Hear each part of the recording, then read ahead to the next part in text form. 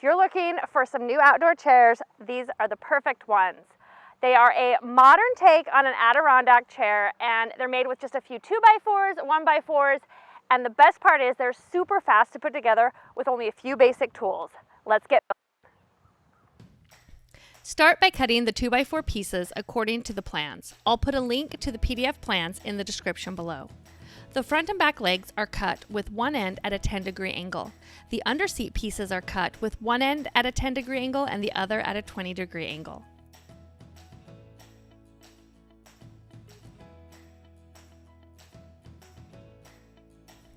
On the top of the back leg pieces, measure and mark out the additional angle, then cut it out with your circular saw. On that angle, use a square to draw a 90-degree angle along the top point, then cut that out as well. Repeat for the second leg. With all of the boards cut, it is time to assemble the sides. I clamped a 4-foot level to my work table to keep the bottom straight. Then I lined up one under seat board on top of the front leg and a back leg. The underseat board is flush with the top angled part of the front leg and set back 1 1/4 inches. On the back leg, it is set up 3 5/8 inches from the bottom and flush with the back. I secured the boards with 2.5-inch screws using 2 in the front and 3 in the back, then repeated for the second side, but make sure to mirror it.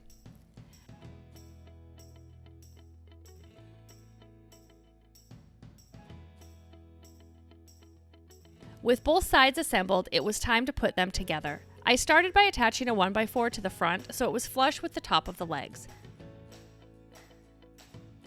Then I attached a 2x4 between the top of the back legs and secured it with screws. I ripped a 5-degree angle on a 1x4 board with my circular saw. To make sure the cut was straight, I clamped a piece of wood as a straight edge to the top. Then I attached this to the underseat boards so it was set back from the front of the legs 20 inches. Now it is time for the seat slats. I started on the back and attached 5 1x4 boards so they were flush with the outer edge of the legs, which means the bottom overhangs the frame 1 1/2 inches.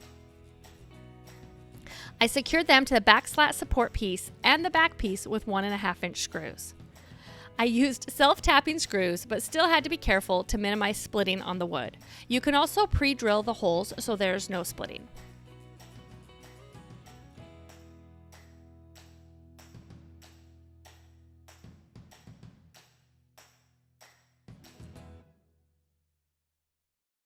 Measure the final width of the frame and cut the seat boards to fit. My 2x4s were slightly bigger than the standard 1 1/2-inch thick.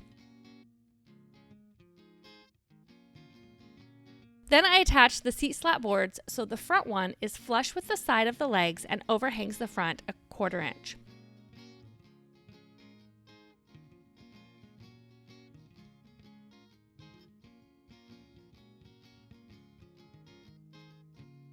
And the rest of them are added with a 3/8 inch gap between them.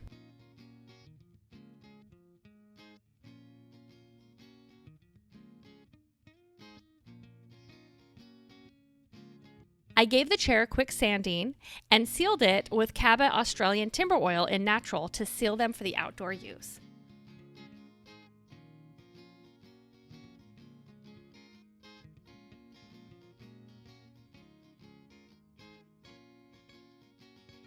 The oil really makes the cedar wood shine and it looks amazing. And just like that, I have 2 new outdoor chairs in just an afternoon of work in the shop. If you like this, make sure to follow along at housefulofhandmade.com for even more fun things to build.